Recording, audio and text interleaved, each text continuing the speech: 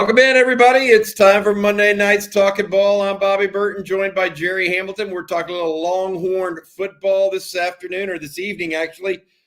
We've been going at it all day. Jerry Hamilton and I started off with coffee and football this morning. Then when I talked to CJ Vogel, CJ covered the Steve Sarkisian press conference earlier today.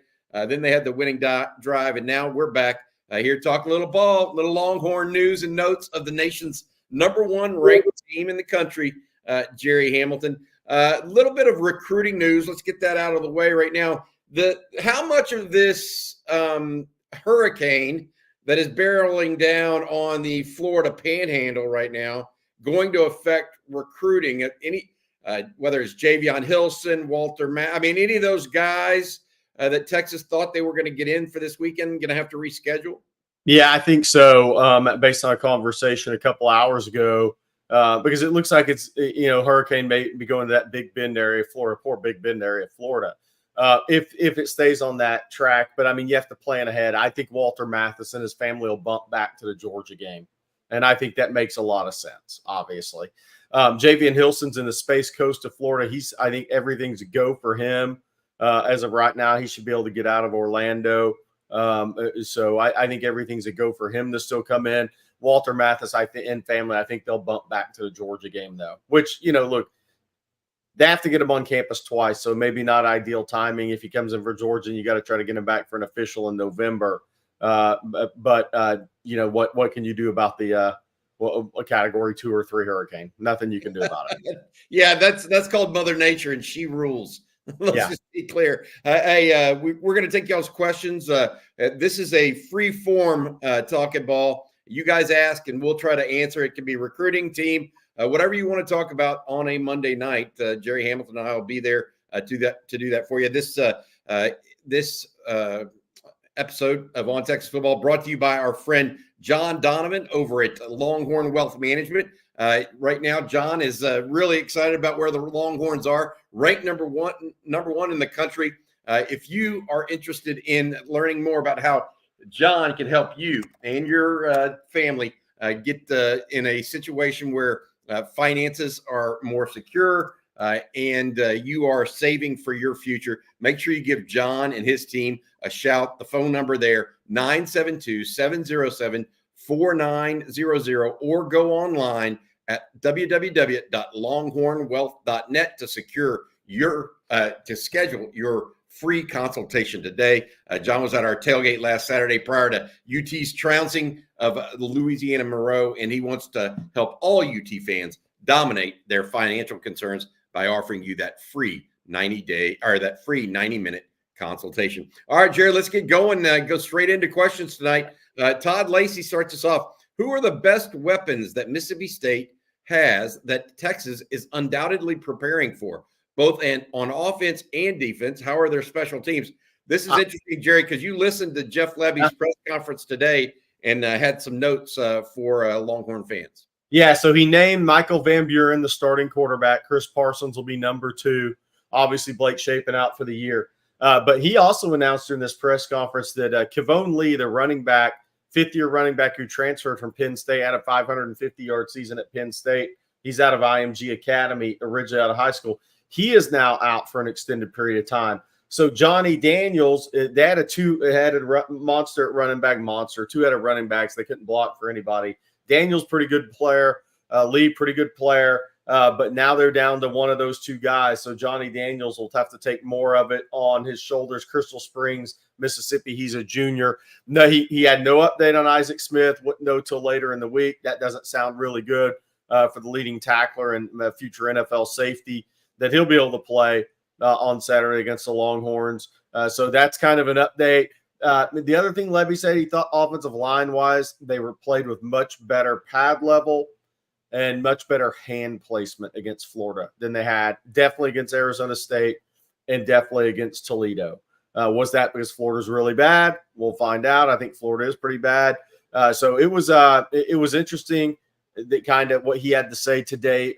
Sark mentioned their wide receivers, and their leading receiver is a guy that followed recruiting for Texas for the last few years. Will know Kevin Coleman out of East St. Louis Missouri. Texas recruited him. He signed with FSU out of high school, transferred to Mississippi State. He has 22 receptions for 287 yards. But one thing he was asked about Texas, and obviously he said as good as any team in the country they've seen on tape, defensively and offensively. But he mentioned, then they asked about Arch Manning, and he mentioned, freshman mistakes. He said things I'm talking to my freshman about Michael Van Buren is not forcing plays. He said you gotta take what's there, and you can't try to force plays. He said, and our guy can't try to force plays against the Texas defense. So that's what he had to say. Anything other stuff with Mississippi State, Bobby? I mean, look, for years, Mississippi State had multiple guys that would be NFL players on like their D-line OL. I'm not sure they really have as many of those guys. They have a pretty good linebacker, Stone Blanton, that transferred from South Carolina. But I'm not sure they have quite that talent they did. And I'm not sure if that's because the JUCO, there's no more qualification. There's no more SAT, ACT out of high school, so those kids aren't having to go to Mississippi JUCOs, or maybe it's 3 coaches in 3 years, Bobby. I don't know, but they don't have the players they once did. I think it's the coaching turnover as much as anything, because that no SAT thing has been going on for 10 years now. And that didn't stop Mike Leach or Dan Mullen from having good guys on the defensive line. What it is the coaching turnover, the unfortunate passing of Mike Leach, Jerry, followed by the coach Zach Arnett that was there last year, and then he gets let go after 1 year at the helm. They lost. What did they lose? 19 of 22 starters. Yeah, from a year ago on a team that wasn't very good in the first place, and so they are struggling to really get back to that level that they were prior to losing Mike Leach. And right now they're just a little bit away from it. It looks like, based on some scores of previous games. Of course, that doesn't necessarily mean they're going to play poorly when they come into Austin. Every game is a new game, and this is the Longhorns' first SEC matchup. I just think it's interesting overall when you look at it, Jerry. We're talking about them possibly losing 3 of their top 5 to 6 players in not only Isaac Smith, the defensive back you were talking about, this guy in the secondary that may or may not be out. He was their leading tackler by almost 2x the next guy on their team. Kavon Lee, the running back you mentioned, but also, of course, Blake Shapen, the quarterback that had some familiarity with the offensive style of Jeff Lebby. Now he's out after suffering an injury in the third quarter against Florida. All of that to say, Mississippi State got bitten by the injury bug a little bit, and they're not a team that could necessarily withstand that. No. Now they'll do next man up like everybody else, but those were some heavy losses. All right, Kenneth Cassidy, Bobby and Jerry, do you believe Ryan Niblett has the talent to move full-time into the running back room? He has. I talked about this with Rod Babers. I think that Ryan Niblett's future right now looks to me a lot like Keelan Robinson's at Texas. Special teams, yes, right? Running back, yes, could also flare him out and put him into the passing tree a little bit on the outside in particular. And then also just be a team-based player, a team-first player that plays hard every single down and gives it up. So that's kind of my thing. I do think he'll move full-time. I don't know if he'll move full-time into the running back room when he's going to have so much on his plate with special teams. But I do think, Jerry, that he's a guy that Sark obviously likes a lot and wants to find a role for, and will find a role for on this team. Yeah, I think so. And the answer to that question will tell you where he plays in the spring. I think if he moves back to wide receiver, because you have James Simon and Ricky Stewart come in, so you have more backs for spring practice. If then they move him back to wide receiver for the spring, that probably tells you your answer right there. If he stays at running back, despite a couple of high school guys coming in, then that's probably going to answer your question, honestly. What happens this spring with him? Where do they see him when you add 2 more running backs in for spring practice? Because the reality is, I mean, obviously Christian Clark and Baxter are out for spring, but and let's just say Blue goes pro. So you're sitting there with Jarrett Gibson, Trey Wisner, you have Colin Page. I mean, you bring in 2 more guys, you have 5. I mean, you have 5 running backs at that point. So there wouldn't be necessarily a need to keep him at running back. If you had plans to move him back to wide receiver, you would do it in the spring. So I think that kind of holds the cards, and it'll tell you your answer. All right, let's go to Rapid Calm next. Just a reminder, if you have questions, please get them in. This is Monday night's Talkin' Ball. Jerry and I will be here answering questions all night long on Texas football. I shouldn't say all night long. Wait a minute. I don't want to overspeak. It'll be about an hour. Can you speak? This is from Rapid Calm. Thanks for the super chat. Can you speak to the recent explosion of talent success for North Crowley? As a Fort Worth native, it's wild to me that they're now beating DFW powerhouses.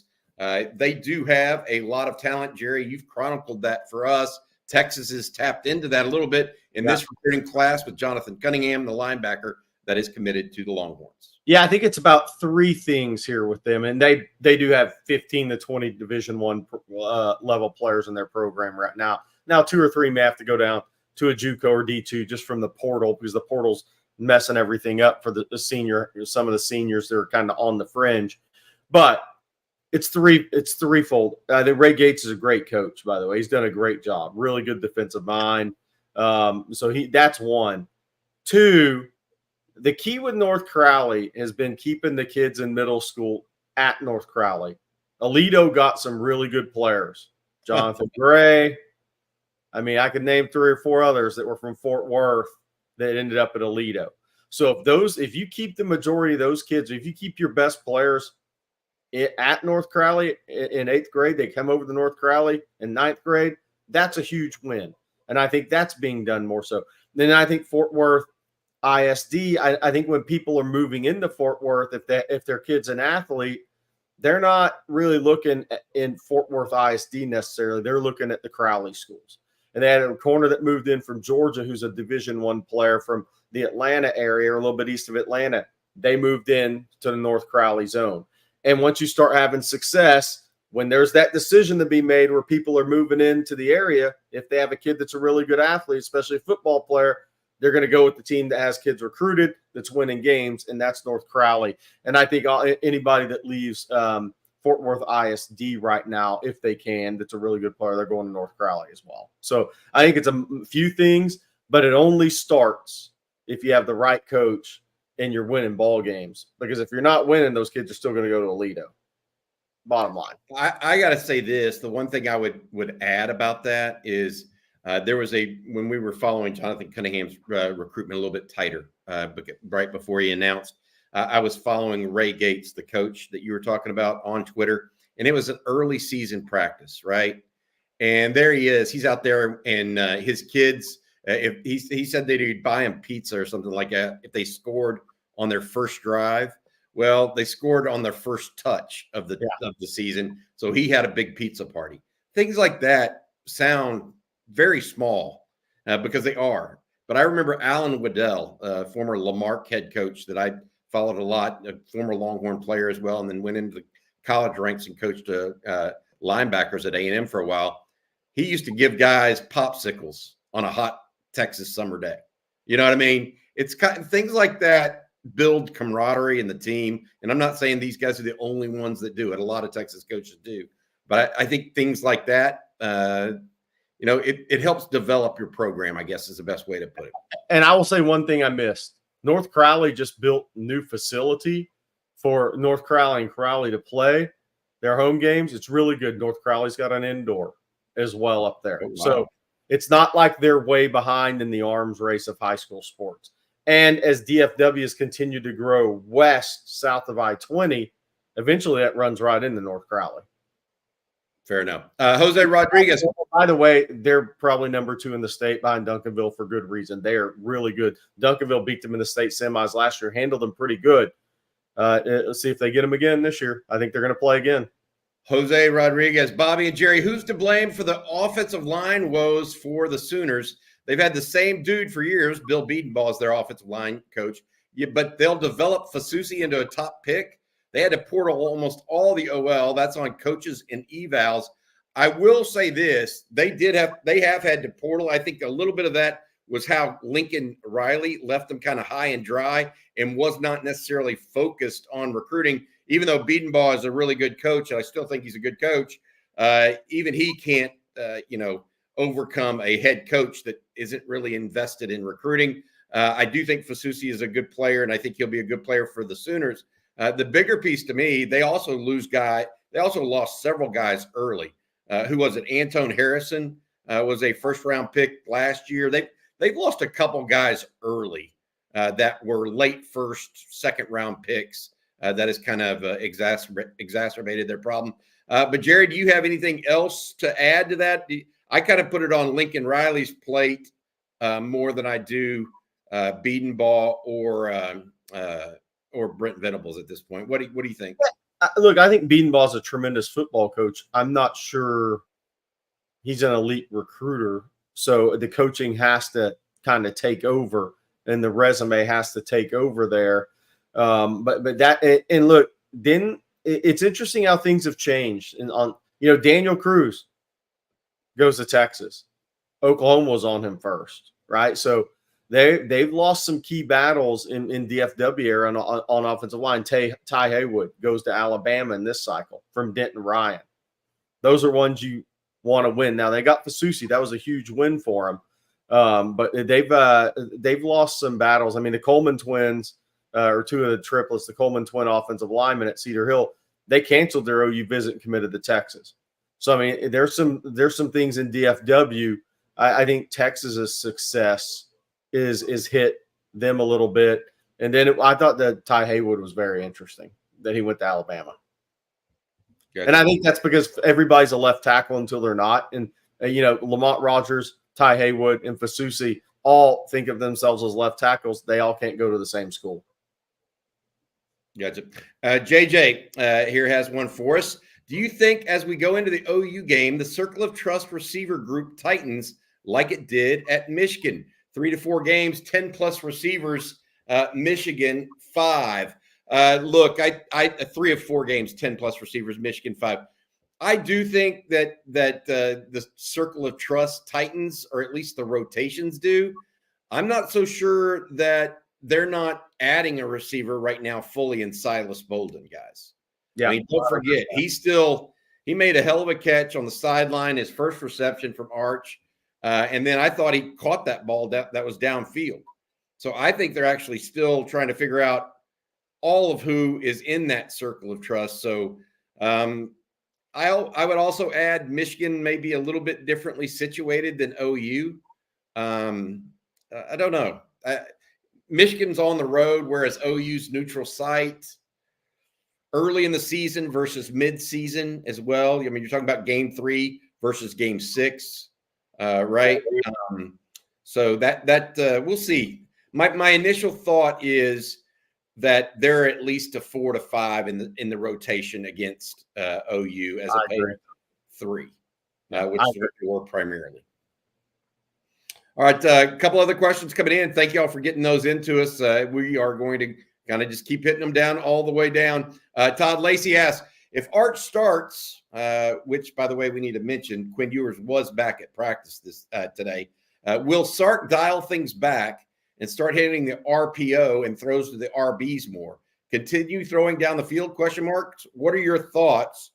I think he's got to get Arch more indoctrinated and taking the little short stuff over the middle or in the flats because, frankly, 2 feast or famine on Saturday for Arch Manning, in my opinion. Only 52%. Sark himself said he wants to see that up to at least 65%. Yeah, I think the throw for Arch, I agree. I think they threw more RPOs late in that game, which I think was beneficial for Arch. I thought, the deep balls he hit that were probably the original play call, play design, I thought he threw those really well. He's a tremendous deep ball thrower. I saw it in high school. But the plays where it was more late deep are not that you can't win at quarterback position in college or the pros doing that. So that's got to be the learning experience he takes. And sometimes that's tough when you have the ability to make those throws or think you have the ability to make those throws. But if there's one no-no for a quarterback, it's late deep. Not against high-level players. Fair. Kenneth Cassidy here. Bobby, does Michael Taff have an opportunity to be drafted? He was knocking heads off last game. I like Michael Taff as a player. I've been on that train for a couple of years now, particularly after he had all those turnovers in a row last year. My take on this is, I don't think he's a draft guy. He will definitely get a chance in a camp, but he is not physically going to profile to the draft. He just doesn't. His play outflanks his physical profile. Right. And at some level in the NFL, you have to have that physical profile too. I'll say all of that, and I still don't think he'll be drafted, but I would not bet against Michael Taff. Just saying that. Now, I'm not saying he's going to make an NFL roster. I just wouldn't be betting against him. Jerry, this one's for you. Kelly Horns up. Jerry, Auburn has a top 5 recruiting class, but Auburn looks really bad and could only win 4 or 5 games. Do they have any recruits we could flip? Hey, is Hugh Freeze even getting on the hot seat on the Plains? Because, he's been bad 2 years in a row now. Yeah, no, and for an offensive guy, that quarterback in the portal he did not do well there. Do the guys Texas could flip? I don't know. I think Auburn's probably more worried about Alabama and Georgia flipping their guys. They have some tremendous. I'm telling you, the Jordan Crawford, the D lineman. I don't know what people nationally are thinking on his recruiting ranking, but it's so far off. He is a freaking stud. He might start for some schools as a freshman. And Malik Autry, the other D lineman committed there, is a stud. They have some really good D linemen in this class, and they better hold on to them. We'll see. They have Derek Smith from Southside there in Alabama is a really good wide receiver, athlete type player. They have some tremendous players in their class. I think they have to worry more right now about an Alabama or Tennessee or Georgia hitting on some of those guys, especially those in-state guys that are around Atlanta too. People are saying that Michael Hawkins has been named the starter at Oklahoma against Auburn. I've not seen that. I'll take y'all's word for that. That's totally expected for me. I think the Jackson Arnold era may be over. It came in from Ski Break. I'm sure there are others. I had not heard it was for sure. I assumed it would be true. Having watched the OU Tennessee game in its entirety yesterday, Jerry, I would absolutely assume that to be true. Freshman quarterback Michael Hawkins will start at quarterback for the Sooners this weekend in Auburn. Brent Venables confirmed the move tonight on the Sooner Coaches Show. That's that Brent Venables goes 0-1 in conference play. He's making a quarterback change, baby. Well, he knows how you got to win in Norman now, and that really tells you how much. That tells you how bad internally they thought Arnold was playing, because they pushed Gabriel out. They threw a big NIL package at Arnold to keep him from leaving, and now he's benched 4 games into it. That internally means it was really, really bad. So it was probably just as bad as a lot of us thought that were watching it. But he was a one-read guy coming out of high school. I think Bobby jokingly said Mississippi State. They could probably use him. No, I didn't jokingly. I meant that's where I think Mississippi State's going to. I think that's Levy. Look, if Levy's going to win games, he's going to have to do better than that. But I get what you're saying. He needs to go find the next Diego Pavia. But yeah, so Michael Hawkins. Look, I think Hawkins makes them a better offense because he's a playmaker. Bottom line, now they got to keep him healthy through this schedule. But he instantly makes them a better offensive team because he gives them a chance to at least score the ball with his playmaking. Now, they got to get receivers healthy. He can also mask some deficiencies on the offensive line with his playmaking, but he needs some help at wide receiver. They're going to need to get some guys healthy for him. I don't know if anybody's saying how long Deion Burks is out, how long Nick Anderson's out. Farouk's already out. Anthony's not all the way back from his knee. They got issues at wideout. Yeah, Brendan Thompson and Jaquez Petaway were their primary receivers after Burks went out. Burks and Anderson went out on Saturday. Marco Mendez, with SEC play starting, which campus, local cuisine, and tailgating experiences are you looking forward to the most? Well, it's probably not this year. because it's not Arkansas. I just got to be honest. It's not Vanderbilt. Been there, done that. Live in the Nashville area. So for me, it would probably be Baton Rouge because I wanted so badly to see Texas play LSU in that return game after LSU came to Austin. And Joe Burrow in 2019 won a shootout. I was so ready for 2020 in Texas to go to LSU. Me and my buddies we were going, getting ready to do that. And then COVID hit and kind of changed everyone's plans. So I'm probably ready for LSU. I will say I've been to a game there before. So I saw them play Notre Dame a long time ago. And the tailgating experience at LSU is really, really fun because they don't bring barbecue pits. They bring crawfish boils. Yeah. To the thing. And so they got all those what do you call the gas tanks, the propane tanks, heating up the water, putting all that sauce or that spice into the crawfish as well as the corn and potatoes. I got two. So for the fans next year, if you haven't been to Athens and to Georgia, I was just through there and I've been there before. That's especially why Georgia's really good and Texas is good. I'd make that one if you can. I know it's a tough ticket. You got to fly in Atlanta, rent a car, drive over an hour in that Atlanta traffic. But it's a great college town. The stadium's really cool, how it was built. That one's awesome. Then Florida. I mean, look, Florida, though, now you got to understand, I was a big fan of Steve Spurrier as a kid, just on his offense, how much fun it was. But Spurrier's Bar and Grill in Gainesville, then going to the game. His bar and grill is really cool. I've been to it a couple times. He has on his coasters. He has his favorite plays written on coasters. He has some of his favorite plays. You can just go through there, and it's like his favorite plays from against FSU in a year in the national championship. There's so much cool memorabilia in there. If you're a college football nerd or junkie, and actually, it was really good food. But Spurrier's Bar and Grill plus the game at the Swamp. I think those two spots next year are going to be very much fan favorites for Texas. Florida was a good venue. I saw a Florida State game in the Swamp. Fred Taylor, I think, was a senior that year for Florida and led the Gators back to victory. By the way, I forgot on that Spurrier restaurant, if you go next year, he does a podcast in there weekly. He's in there 4 or 5 nights a week, so you may even run into him in there. He hangs out. Rick Aberguy. Jerry, will the interior offensive lineman at Euless Trinity be one of the state's top ones in 2026? He's talking about Toa Katoa, I believe. Yeah, Toa Katoa. I think we have some film from his junior year. We're going to pop up here. Yeah, that's the big right guard that just is going to maul people. Watch out below. I mean, I saw him in August, 6'5", 365, 355, 360, I think is where he's at. He's down. Look how low he plays, though, Bobby. I mean, he's got some really good bend for a big kid, really good ankle flexion. He could commit to Texas right now. Texas loves Toa Katoa.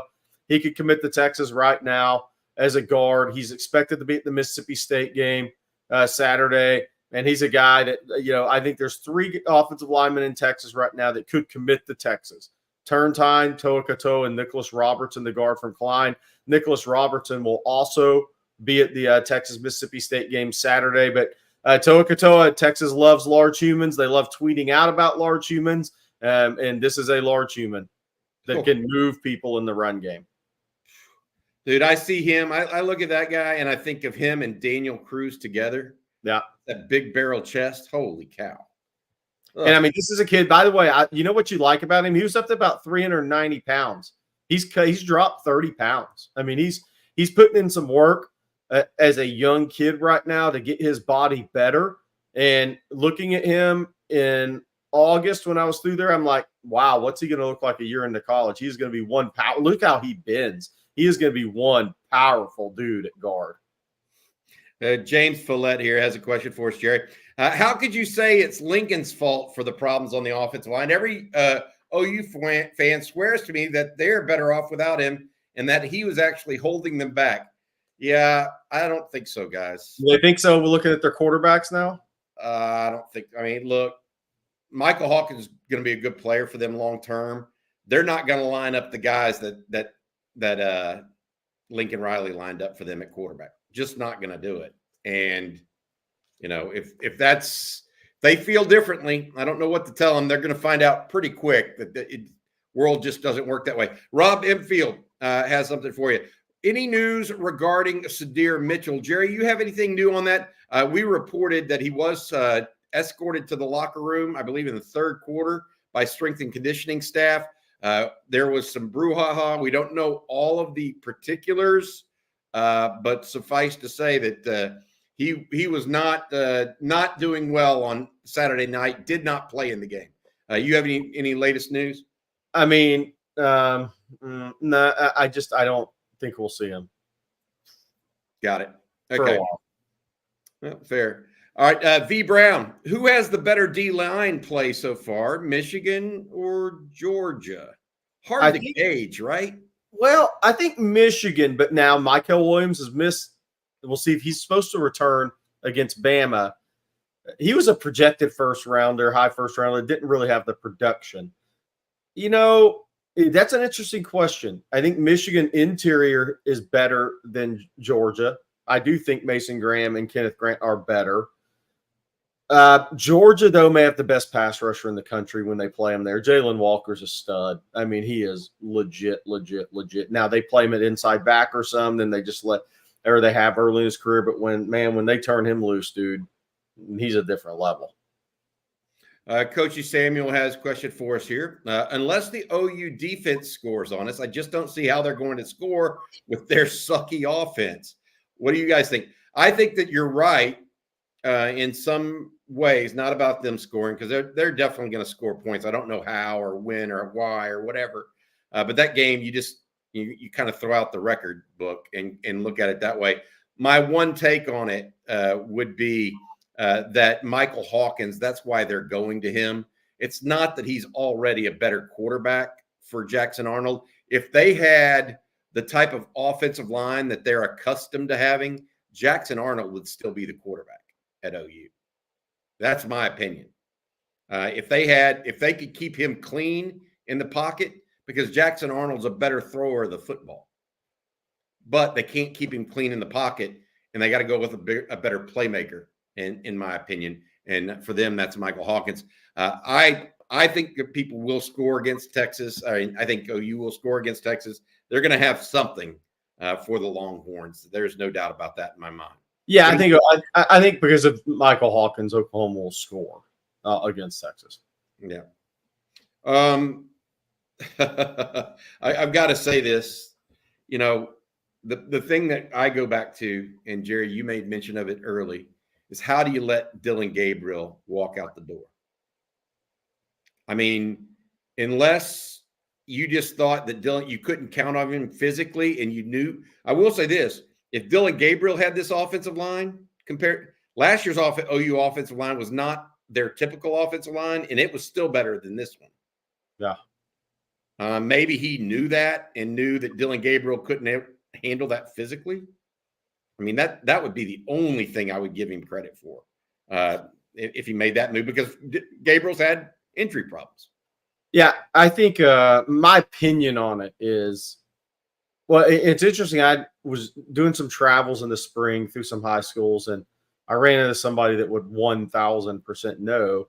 And they're like, yeah, if Gabriel's back, then Arnold's hitting the portal, and that's been told to the Oklahoma staff. So I think Oklahoma took the gamble of, we don't want the 5-star from DFW and Denton Geyer to transfer out of here. And they went with the highly ranked guy that they thought had the upside, and they made that gamble. And Dylan Gabriel is now playing on a better team. And that's, I think, essentially what happened. And then we talked about the summer. Then Venables was backed into a corner because Arnold needed to be really good for them, because you let a quality college quarterback go. You made a significant NIL to keep Jackson Arnold, and now 4 games into it, you benched him. So it couldn't be going worse for Venables this season, in my opinion. Injuries, Maybe some of the guys from the portal and the offensive line haven't hit, but I think it's been more injuries than no continuity. But the whole quarterback situation, man, when you let a guy that could be a second team or first team all Big Ten level player walk, and the guy you said, we got to keep this guy, we don't want him to transfer out because of recruiting purposes. Does that mean Peyton Bowen get mad? There's so many things that go on. You rolled the dice, and it came up snake eyes. Snake eyes indeed. Hey, sometimes you just get excited. This is going to be one from Paxton. $50 super chat. Thank you so much, Paxton. And then this is the comment, of course. Let's be honest. Who the hell is even going to hang with the Longhorns? Who, Jerry? In all seriousness, who are the teams left on the schedule that kind of give you some pause? For me, it's not even OU right now as much as it is Georgia, I think, and A&M.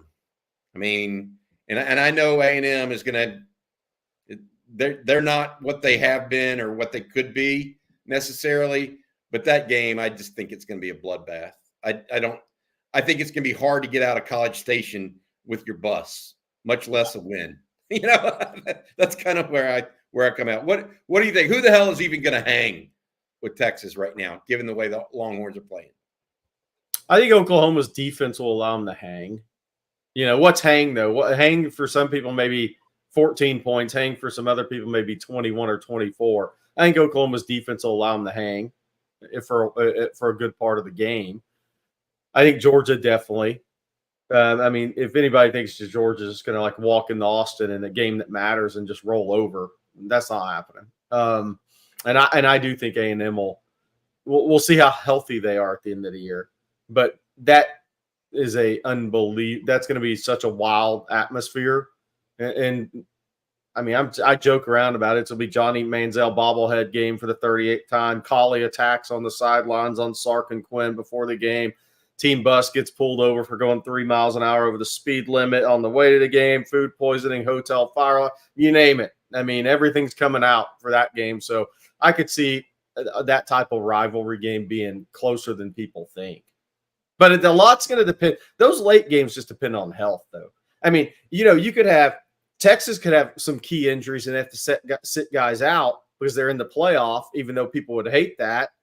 And A&M then keeps that thing really close. Or A&M could have a bunch of guys out at the end of the year, even though their schedule's not tough either.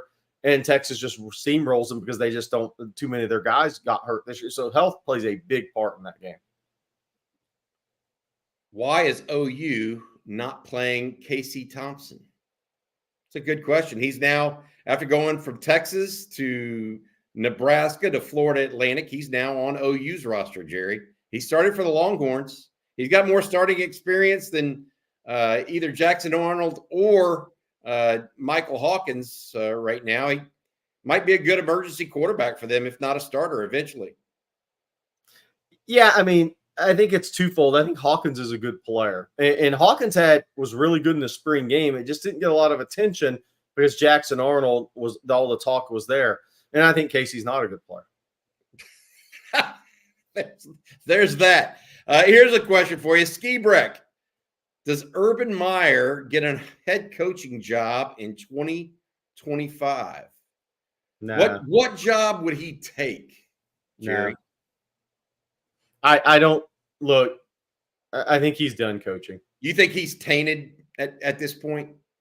I think he's done coaching. Okay, that's fair. I'm a little. I have a problem thinking about what job he would take, if that makes sense. There are only certain jobs. He's not a guy that's going to want to build it from the ground up. No chance. No. Yeah. He's only going somewhere he thinks he can win a national title. I don't think he's. Yeah, that's what I'm saying. He's not going to Michigan State or something like that. People were talking about that. Him there, he's just not going to do that. All right, Wayne Watson talks about this. Do you play Quinn a half and keep the rust off? What would you do, Jerry? Let's say this. Say Quinn is 75%. Would you play him this week or let him sit? I'd let him sit. Okay, what if he's 100%? You play him, right? Yeah. Okay. That's the question I think that a lot of people are missing. We don't know if he's 100% and how serious that oblique strain or whatever you want to call it was. And so it's impossible for us to do that. I will say that Steve Sarkisian in his press conference today said if it were today, Quinn would be called questionable. He will have an official injury report on Wednesday. And so we'll know more at that time from Steve Sarkisian and that outcome. But right now, we can report that Quinn was back at practice today, according to Sark. We'll see whether or not Arch gets his second start against Mississippi State. Can I say something there? So one, I don't worry about rust with Quinn. I mean, he's a third-year starting quarterback that was playing at a high level. Two, he's set out before and come back for OU, and now it won't be Davis Bevel, that level team that you'd be playing against. But I don't really worry about that.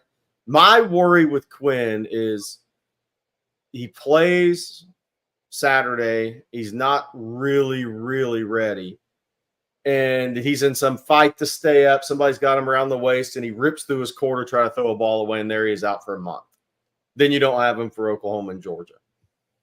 That's the concern is, you have this week, then you have the off week before Oklahoma. That is a really good time period to ensure he gets back to 100%. I'm not worried about rust with Quinn. He's playing at a high level. I'm not worried about that. Bobby Petronic has a good question. He said, which team is built and just needs a coach? Sonny V has one. LSU. I want to say this. What about somebody that goes to the pros? Say Lincoln Riley gets a job in the pros. USC go for an Urban Meyer. Bobby Petronic, that's the kind of program I'm thinking.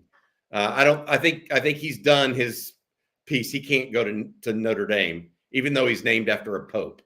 No. But that's the kind of program I'm talking about. Miami, if Mario Cristobal would have issues or somehow leave, that teams that have a really big time pipeline to high end talent, and he can get it turned around quickly. Plus, I think his day and age, he's going to need really a lot of help from NIL as well, and he may not even know how to handle that versus this. All right, let's go. A couple other questions here. I thought this one was funny from King Leo. Jimbo Fisher to Florida? I wouldn't even wish that upon Florida fans. I wouldn't wish it upon Jimbo right now, the way they're playing. Oh, boy. Look, I don't know. I mean, I know Jimbo wants to coach again, but, man, I wouldn't hire him. $75 million a year to not coach. I mean, you look, signed the best recruiting class ever. How many of those guys are still there? I mean, of the top 10, I think only 3 or 2. And one of them just got benched. Yeah.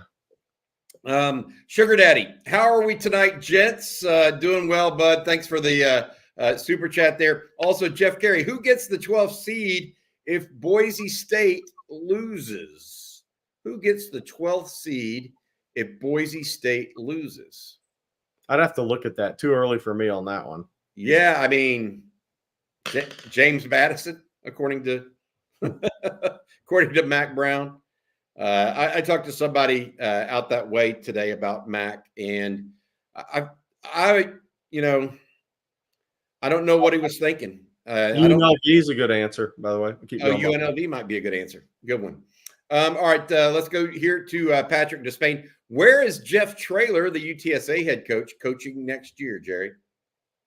Tough one. I mean, you think Baylor will open, and everybody just assumes G.J. Kinney will be there. What if Kiffin takes Florida? Ole Miss is open. So who's G.J. Kinney's agent? That's the good question. Sexton runs the SEC. So who's G.J.'s agent? That might give you some insight. I think. Does Arkansas open? They're improved. I mean, I don't think Arkansas opens right now. They're playing to go 5-0 right now. No, they lost at Oak State. And they should have won. But here's the thing: they have LSU at home in 2 weeks. I don't think LSU is going to win there with all their injuries. Maybe they do, but that actually surprised me. So Arkansas may get to 6 or 7. They may get to 6 this year. They have a shot at it, I think. I mean, that was a big win for them at Auburn, even though Auburn's not good. That's still an SEC road win. So I think it depends on what G.J. Kinney does and maybe what other jobs come open. If I could see Jeff in the Big 12 if the right job opens. Yeah, Baylor's definitely coming open, guys. Yeah. I mean, they missed a is TCU going to come open, Bobby? Wow. DJ Dog had said this. How about Sonny Dykes getting ejected in the SMU loss?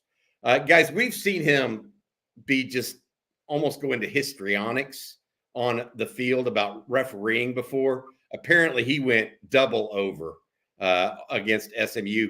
The Mustangs, by the way, scored 66 on TCU on Saturday. So that's going to leave a mark, I guess is the best way to say it. Hey, I want to say thank you one last time to our sponsor. As a proud UT alum, John Donovan has served for 15 years as a Dallas, Texas Exes board member, and he's now helping lead the build-out of the Collin County, Texas Exes. John's a certified financial planner with more than 30 years of experience. John wants to remind everyone that September is National Life Awareness Month. So if you have any old life insurance policies that you need reviewed, or you just want an updated analysis of what your real needs for insurance may be, contact John and his team at Longhorn Wealth to schedule your free 90-minute consultation. You can either call their office 972-707-4900 or go online to www.longhornwealth.net to schedule your free consultation today. Got time for a few more questions here. Jeff Carey says, fastest 40 ever, 4.12 Christian Coleman, 6.35 in the 60-yard dash. It would have to be lower in the 60, wouldn't it? If it's a yard versus a meter? I don't know. The 60 is the 60 meter, not the 60 yard. 40 is a 40 yard. Yeah. Yeah. That's a different, but I think Christian Coleman, the Olympic sprinter, I believe, is who he's talking about there. Yeah, I think it should be a little lower. King Leo, this is one I want to throw an opinion in.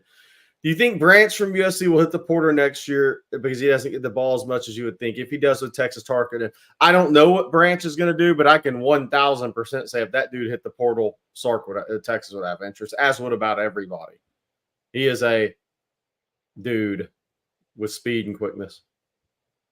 Hey, Paxton asked, did my super chat go through? It did, bud, and we really appreciate it. Thank you so much, my man. Sonny V, Colorado plus 14 at Central Florida. Central Florida had a big win over the weekend. What do you think of that game, Jerry? Colorado versus Central Florida. Central Florida looking like it might be a favorite in the Big 12 right now, along with Utah. Those two teams probably playing the best brand of ball right now. Yeah, this is when Colorado's schedule gets real the rest of the year. They're going to have to keep Travis Hunter healthy is going to be a big thing for them because as many snaps as they're playing him, as much as they're asking of him. I like KJ Jefferson in that offense. I think Harvey is a pro running back. I think they have speed at wide receiver. I think they're a really good football team. I like UCF to win the game. I'm not sure about the line, but I like UCF to win that game. Yeah, I would say this too about that. They are well coached on offense, not so well coached on defense, in my opinion. That's been Gus Malzahn's problem at multiple stops around where he's gone. I will say this. They beat TCU, if I recall, 35-34. That was the big win this year for him. All right, this one, Big Hulk. What's up, fellas? How big is the recruiting list for the Red River Shootout? Jerry, tell folks what we know about that because it's a difficult proposition getting kids to and from the Cotton Bowl unless they're in DFW or East Texas. Yeah, so first it'll be Oklahoma hosting them, so they may not want anybody there this year. We'll have to see on that. That may hey, Michael Susie, I want to go to the game. No, why don't you just go work out Saturday or something? But it's a 2:30 game. I do think that helps. I think that helps greatly. I think the 11 a.m. kick was bad for recruiting as far as getting kids on campus. That really meant only DFW kids could go to that game unless you play a Thursday night high school game. If you're a Friday night high school game and you had that was tough. I mean, you didn't see a ton of those kids from outside the area come to the game much anymore. I think teams stopped inviting as many of those guys because they knew it was tough to get in. Now that's 2:30. I think you could see more Houston area guys, maybe more North Louisiana guys. I think there could be potentially a bigger visitor list. Like if Texas was the host school this year, it would be probably a massive visit list for that game. With it being Oklahoma, I'm joking. They'll have guys at the game because it's still an unbelievable environment, and you want the recruits to see that environment. But I'm not sure this year you want to see recruits that are considering a decision between both those two schools there on the Oklahoma side. We saw that worked out with Colton Bostic 2 years ago. Yeah, I think Texas is going to have guys there that may be visiting for OU. That game will have an impact, not necessarily on 2025 recruits, Jerry. It'll be about 2026 and 2027. That's what that'll be about. Kyle Vachaska, could Texas beat Mississippi State playing only Velton Gardner, Ryan Niblett, and Colin Page at the running back position? I don't know, and I don't want to find out. How's that answer, Kyle? I think if Quinn plays, yeah, because Florida was 26 of 28 through the air against Mississippi State. So it wasn't like they were throwing it up and down the field. I mean, probably. Hey, Sonny V, is Gary Patterson up for the TCU gig? Would they bring Gary back, you think? I don't think him and that AD would have a friendly meeting on that one. I do not think so either. I would definitely say that. All right, a couple other questions that we've got here. This one from T Outlaw that I like. Got on the chat late. Do you guys have any concern with the right side of the offensive line? Has Texas played a pass rusher or ran an offense where they've really been tested yet on that right side of the line in pass protection? I'll tell you this much, T Outlaw. There's no concern of those two in the run game. No. So just if that was one of your worries, take that one off and put it wherever Cam Williams takes his next defensive end one-on-one. Because he is collapsing and he is pushing people 5 and 6 yards deep. He's having a hell of a year. What about pass protection, Jerry? Cole Hudson played a lot Saturday.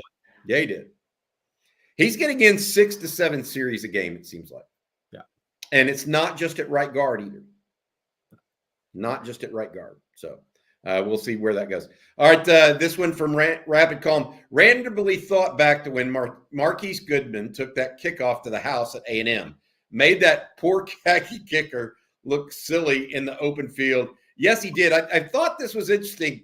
The highlights they showed, by the way, for the players that just got inducted into the Longhorn Hall of Honor, Colt McCoy's play selection was the long run against A&M. Fair, right? And, took that one off and got Texas going in that game. The play for Marquise Goodwin, though, and Marquise commented on this, he said his favorite play of all time at Texas was actually the touchdown catch his freshman year from Colt McCoy that helped put Texas in the lead in that game and ended up winning that contest as well. So that was a big one. Arch Horns asks, is Xavier Philsamy hurt? Is Amari Niblett in the doghouse? Philsamy was back out in the second half, guys. So we don't think he's still hurt. Is Niblett in the doghouse? I don't know that we know that. He got hurt that game, though, Saturday, and was in street clothes. You reported that. Yeah, exactly. So what I do know is on Saturday, he was in on the very last punt return group for Amari Niblett was, and then he came out in street clothes in the second half. So I don't know if he tweaked something, if something else happened, but I don't think he's in the doghouse. I think he just doesn't block as well as Gunnar Helm, and Gunnar Helm's having a hell of a year. I mean, Gunnar Helm outperformed it. This one from Skibrek. Jerry, I'll ask you this one and let you have it. What 3 players in 2024 portal players, excuse me, have had the biggest contribution. Clearly, Isaiah Bond, Andrew Makuba. I actually think Matthew Golden would be your third. What if we took Matthew Golden out of it? Who would be your fourth, or just kept him in there? Who would you? Because I have a fourth that I'm pretty high on right now, based on what I've seen. I'm trying to think here. I mean, Jermaine Lole. Yes, Lole over Silas Bolden right now. Now I think Silas Bolden can move up quite a bit actually over the next couple of weeks. And Trey Moore's playing good football. He's just not getting sacks. Yeah, they've hit some. Their portal guys are. I mean, Bill Norton's doing his job. Savea, when he gets in, makes a play behind the line of scrimmage every game. Their portal guys in this group have been really solid. Yeah, I think Trey Moore is starting. Okay, and that's good. But the biggest contribution, I think, Lole on the interior. Yeah, I mean, he's starting to take more snaps too, Jerry. By the way, his snap distribution is going up right now, which I think is huge for the Longhorns. All right, it's funny. Yes, Bobby Betronic. Was it Marquise Goodwin in Oxford where the Marine went nuts on him after he scored on that reverse? Yes, it was big time. How's this one, Jerry? I thought about this. Big Hulk. Is it possible Texas has recruits from the area of Mississippi go to the game this weekend? Texas has not had a lot of success. They've had success in Louisiana. They brought in a guy from Alabama and continue to recruit that state. Georgia, Florida, but not much success in Mississippi. No, and Ole Miss is up right now. Yeah.